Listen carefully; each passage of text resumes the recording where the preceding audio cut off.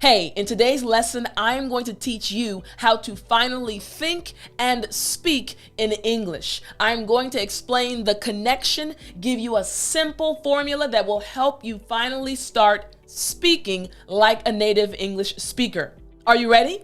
Well then, I am Teacher Tiffany. Let's jump right in. All right, so the first thing you have to understand is the 5 W's method. That's right, we must first start off by thinking in English using the 5 W's: who, what, when, where, and why. So let's say we're talking about our daily life, and we're going to start with our morning routine. Look at this man. He's working out hard, but we want to describe what he's doing like a native English speaker. So we must think in English. Who is he? His name is Mike. He's 50 years old. What is Mike doing? Mike is working out hard. When? At 6 a.m. every morning. Where? At a large gym not too far from his house. And why? He learned the importance of discipline from working on a farm and the importance of staying in shape from his military background. So again, what have we done? We have thought in English. We saw what was happening. This man was building muscles, and he does it every morning. This is his morning routine, and we use the 5 W's. So now, how do we speak in English about his morning routine? So once again, we have the 5 W's here, organized: who, what, when, where, and why, which will lead us to speaking about his morning routine. Watch this. Read along with me. I am 50 years old, but I still work out hard at 6 a.m. every morning. I usually exercise at a large gym, not too far from my house. People always say my consistency is impressive. Honestly, I learned the importance of discipline from working on a farm and the importance of staying in shape from my time in the military. You see what just happened, right? Using the 5 W's, we thought about his morning routine and then we were able to speak. Think and then speak. Now, I want to break down some of the words, some of the vocabulary words within this speaking portion, but I want to remind you to use the 5 W's to talk about your own morning routine. Now, I see a word in here that maybe you don't know. The first word is consistency. Good. After me again, consistency. Excellent. Now, the word consistency just means the quality of always behaving or performing in a similar way, or of always happening in a similar way. So let me explain something to you really quickly about this word. Remember who I am. Your English teacher, right? So every Sunday, I make it a point to upload an English lesson. Sundays at 8 a.m. Eastern, right? So I want to do it on a regular basis. My behavior, my pattern is uploading English lessons for you on Sundays. So I am trying to practice consistency. Makes sense, right?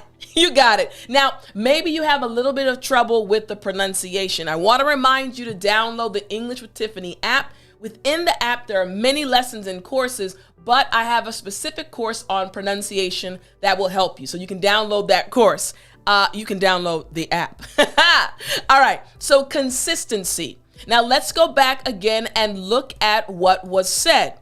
The next word was impressive. Impressive. So after me, impressive. Excellent. Again, impressive. Good job. Now, this word impressive is also very important.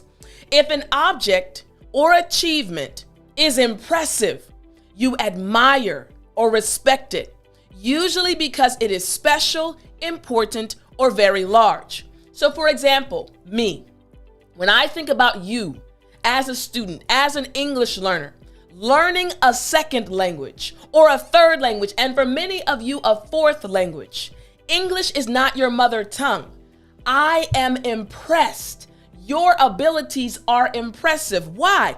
You are learning another language. You are so intelligent. So that's an achievement. You are very impressive. Makes sense, right? So again, we said that Mike's morning routine is impressive. All right, now there's another one that I want us to look at very quickly. The other one was discipline. Again, discipline. Excellent. All right, now what does the word discipline actually mean? It's the ability to control yourself or other people, even in difficult situations. So, maybe your favorite dessert is ice cream. Woo! When you see the ice cream, you want to eat it all. But you're on a diet. You're trying to lose weight. So you have to be disciplined. You have to control yourself from eating all of the ice cream. Makes sense, right? In English, we say discipline. Are you a very disciplined person? Let us know in the comment section. All right. So we have discipline. Now, once again, looking at what was said to describe his morning routine, we have all of the information and we're able to speak about his morning routine because we first thought about his morning routine using the 5 W's: who, what, when, where, and why. Now, before we move to the afternoon routine, I want you in the comment section to write about your personal morning routine. Now, remember again, using the thought section. Thinking in English, you must first, again, say who, what, when, where, and why. So let us know about your morning routine in the comment section, all right? Here we go. Let's move on to the afternoon routine. Again, you're going to notice this pattern. Think, speak, think, speak. Think using the 5 W's, and then you'll be able to speak fluently in English. Here we go, afternoon routine. Let's look at this afternoon routine. Maybe you're at work and you have to have lots of meetings with your coworkers. So who? My team members and I. We are web designers. What? Go to a team meeting in the afternoon. When? Around 2 p.m. in the afternoon. Where? In the big conference room down the hall from my office. Why? To discuss how we will create all of the images, layouts, and videos for a new corporate website. So once again, what did we do? We thought about the afternoon routine. Who, what, when, where, and why. We're organizing our thoughts about this period of time. You can do it for any situation. Now we've thought about it. Again, we have the 5 W's very clearly broken down for the afternoon routine. So how would we now speak about the afternoon routine? Here we go. This is how we would say all of that information. I am a web designer and I work with a great team. Got it? Almost every day we have a team meeting at around 2 p.m. in the afternoon. Got it? When? Our team meetings are in the big conference room down the hall from my office. Got it? Where? We meet to discuss how we will create all of the images, layouts, and videos for a new corporate website. Got it. I explained why. So because we thought about our afternoon routine, 5 W's, we were able to speak fluently in English about our afternoon routines. Again, think and speak. Simple formula. Use the 5 W's and bow, you'll start sounding like a native English speaker. Now, within our answer, there were about 3 things that I want to explain to you. So here we go. I want to explain the first one. The first one is at, around. Let me take this off the screen very quickly. At, around. Now this means near or close to, approximately, and it usually refers to a numerical value or point in time. So for example, Let's say you're going to have a party. You're going to have a party? All right, so you're going to have a party, right? And you say, hey guys, my party starts at 3 p.m. Everyone's like, okay, I'll be there. But then one of your friends says, oh my goodness, I have to work that day and I get off at 3 p.m. But I'll rush there and I think I can get there at around 3:45. It means approximately. I'm going to try to get there at that time. In English, we use at, around. So again, look at how we used it in this situation. We said we have a team meeting at around 2 p.m., meaning approximately. Makes sense, right? Okay, now what about down the hall from? I said down the hall from. Now, this is also something we use on a regular basis. So, down the hall from means it specifies a location along the hall. Like if you're in a building, there's a hallway. So, down the hall from means you're talking about a certain place along the hallway. It means further along the hall from a specific location. I'm in this spot, but it's further down from me. It's down the hall from ... So my office is down the hall from my boss's office. The bathroom is down the hall from the conference room. You see what's happening, right? You're telling where something is in relation to something else. In English, we say down the hall from. So in this example, speaking about his afternoon routine, her afternoon routine, we said our meetings are in the big conference room down the hall from my office. Makes sense, right? Okay, now there was one more that I wanted to explain. It was corporate. Corporate. Now again, after me for pronunciation, corporate.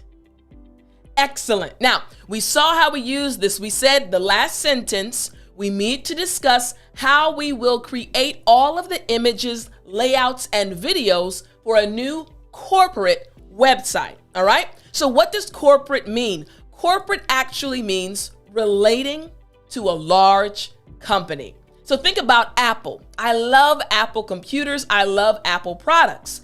Apple is a huge company.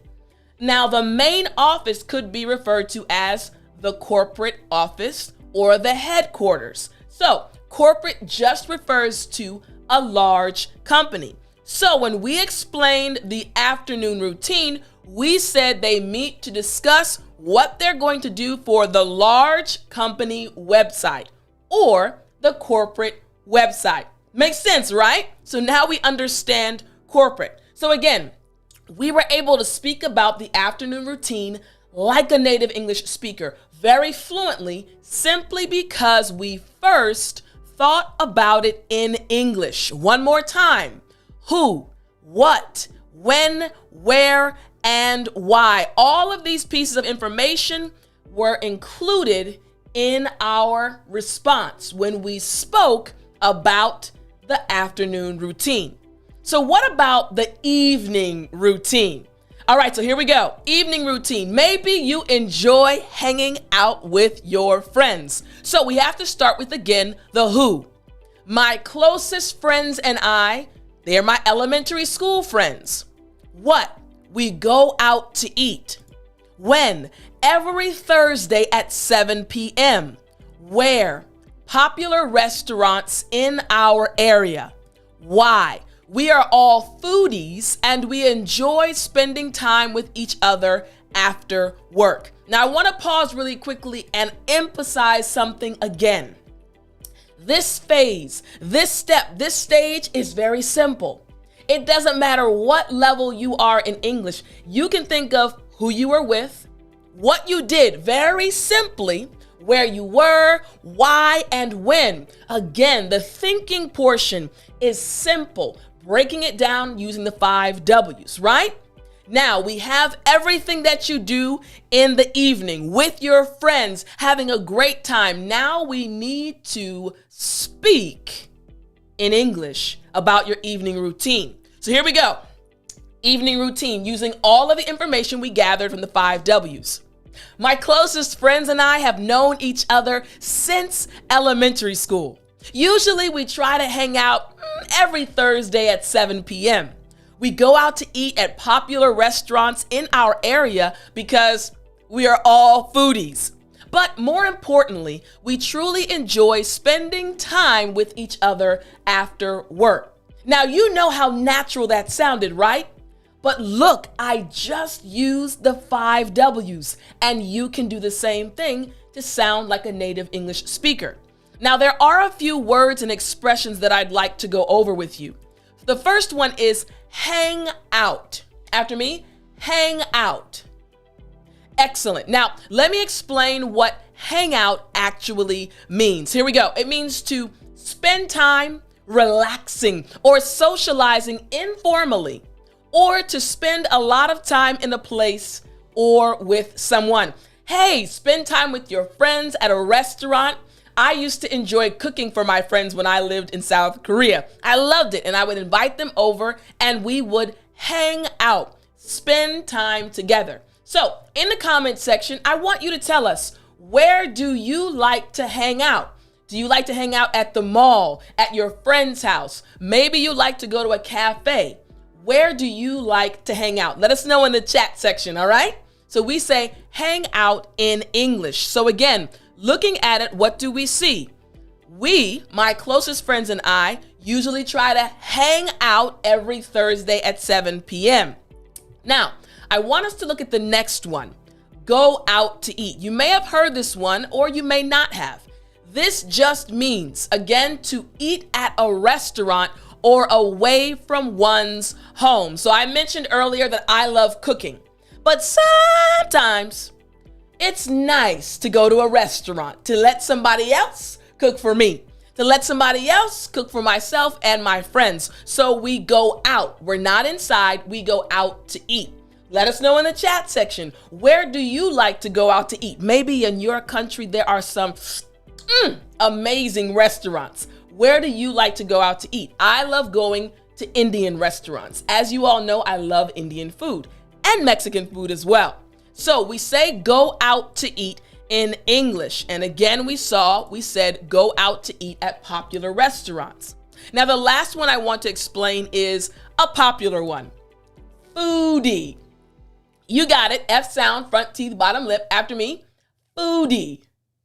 Excellent. All right, now let me explain what a foodie is. A foodie is a person with a particular interest in food, or a person who loves a food and is very interested in different types of food. Yes, I consider myself to be a foodie. I love so many different types of food. I love Indian, I love Haitian, I love Mexican, I love Mediterranean because the food is delicious. So I consider myself to be a foodie because I'm so interested in food. Maybe you're a foodie as well, all right? So we say foodie in English, and we explain that my friends and I are foodies. Makes sense, right? Okay, so again, what we did was we were able to explain, talk about, speak English fluently about my or your or their evening routine simply because we first thought about it in English. Who, what, when, where, and why. And then we were able to give the response like a native English speaker. Now, honestly, I hope you enjoyed this lesson. I hope you learned a lot, and I hope you put this into practice. You can do it. I want to encourage you. All you have to do is think in English like a native English speaker using the 5 W's, and then you'll be able to speak like a native English speaker. Thank you so much for giving me the opportunity to help you and to teach you and guide you along your way. Don't forget to download the English with Tiffany app. You'll find more courses on pronunciation and many other things to help you along your English journey. Click the link right in the description. All right, I'll see you next week. But as always, remember to speak English.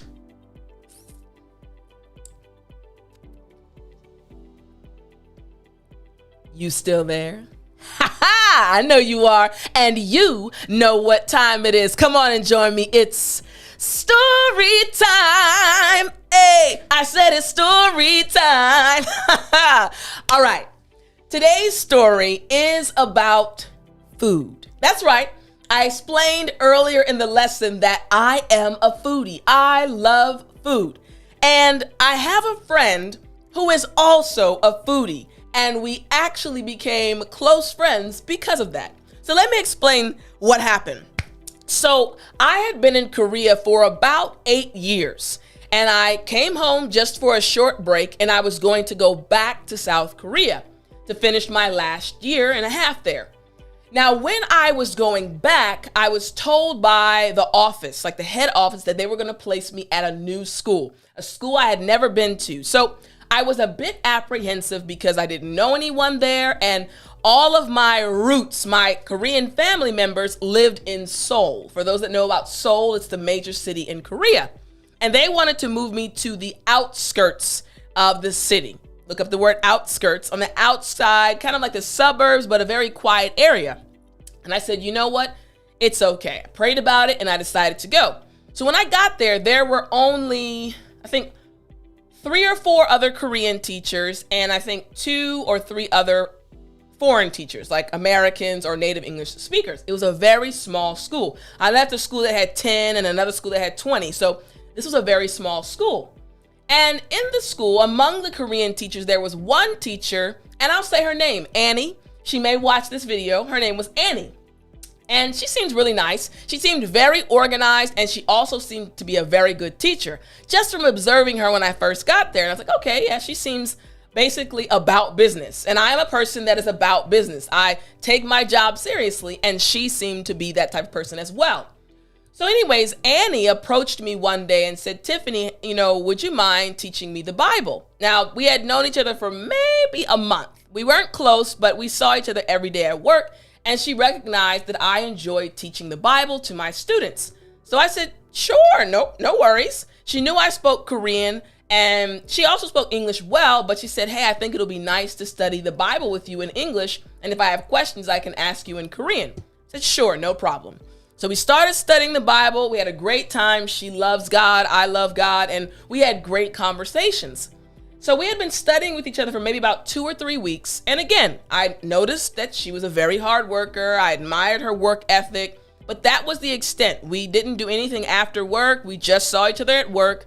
Very cordial, very nice to each other.